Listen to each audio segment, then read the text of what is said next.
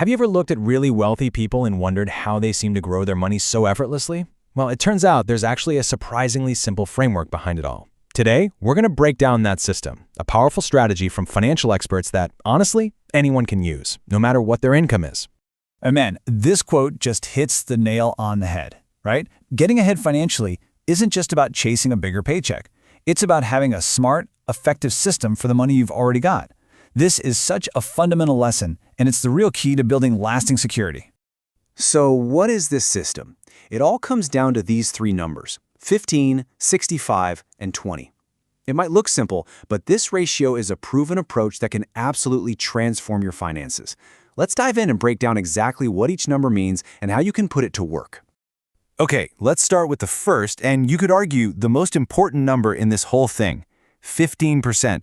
Think of this as the slice of every dollar you earn that you pay to your future self first. This is the foundation you're going to build all of your long-term security and wealth on. Now, this 15% isn't just one big savings pot. It actually does two really critical jobs. First, it builds a financial cushion that gives you immediate peace of mind. And second, it gets your money actively working for you to build wealth over the long haul. Let's tackle that cushion first. This is your financial first line of defense. An emergency fund means that when life throws you a curveball, and you know it will, you're not scrambling, wondering how you're going to pay for it.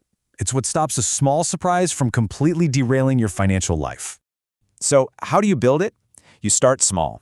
Just aim for 1 month of your essential expenses. And essential is the key word here. We're talking about your core survival costs, your rent or mortgage, groceries, utilities, and transport. We're not talking about your Netflix subscription. From there, you just gradually build it up to 3 to 6 months. This is what buys you true peace of mind. Now for the second job of your 15%, making your money work for you. And this is where the real magic happens. I mean, even Einstein was apparently blown away by compound interest. The power of your returns earning their own returns. It's incredible, especially when you give it enough time. Let's see this in action. Picture two people, Janet and Mike. Janet invests a single lump sum of $10,000 when she's 30, and then she just leaves it alone. Mike, on the other hand, waits until he's 40, but to make up for it, he invests $2,000 every single year for a decade. So get this, Mike invests double the amount of money Janet does. And, okay, check out the results. By age 50, Janet's initial $10,000 has grown to over $32,000. But Mike, even though he invested twice as much money, ends up with less. Why? What's the only difference? It's that extra decade Janet's money had to grow. It just proves that when it comes to investing, time is your most powerful tool. So, how do you even start? You keep it simple.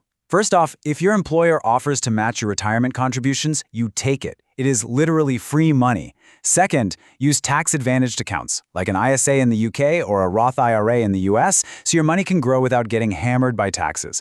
And finally, you don't have to be a stock-picking genius. Just choose low-fee funds that track the whole market and adopt a set-it-and-forget-it mindset. It's a proven path.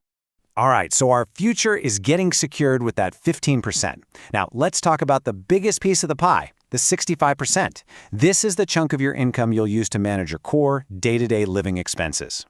The 65% covers all the basics. You know, the roof over your head, food on the table, getting to work.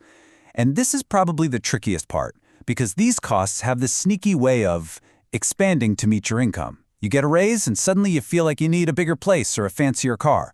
That's what we call lifestyle creep. And this data from the UK's Office for National Statistics really shows where our money tends to go. For most people, housing and transportation are the two biggest black holes for their cash. These are the big, fixed costs that can totally squeeze your budget if you let them get out of control. So the key here is to be strategic. You just follow these steps. First, figure out where your biggest costs are. Then you actively look for ways to optimize them. This isn't about skipping your daily coffee. It's about asking the big questions. Can you get a better deal on your rent? Is there a cheaper way to commute? By putting a cap on these major expenses, you create so much more breathing room in your budget. And that breathing room we just talked about, well, that brings us to the final, and honestly, often the most forgotten piece of the puzzle, the 20%.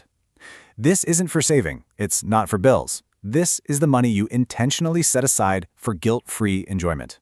See, the really smart money people get this. Money isn't just a thing to hoard in a bank account. It's a tool to build a life you actually love. By purposefully making room in your budget for fun, you're not failing at your plan. You're actually making it more likely to succeed. Think of it like a diet. What happens if you tell yourself you can never have a piece of chocolate? Eventually, you burn out, you break, and you eat the whole box. The exact same thing happens with your money.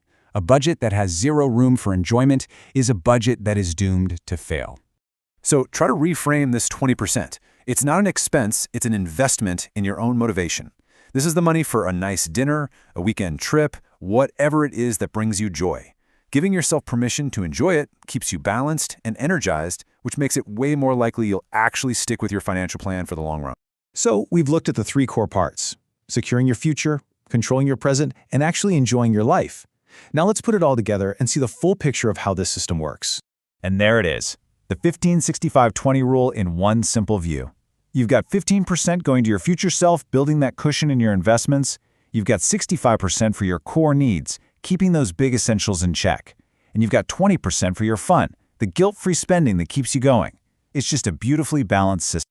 At the end of the day, the big takeaway is that this isn't about restriction. It's a blueprint.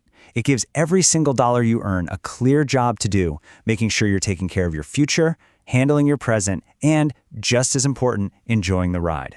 And that really just leaves us with one final question to think about. When you look at your own finances, is your money actively building the life you actually want? This framework gives you the power to make sure the answer to that question is a definite yes.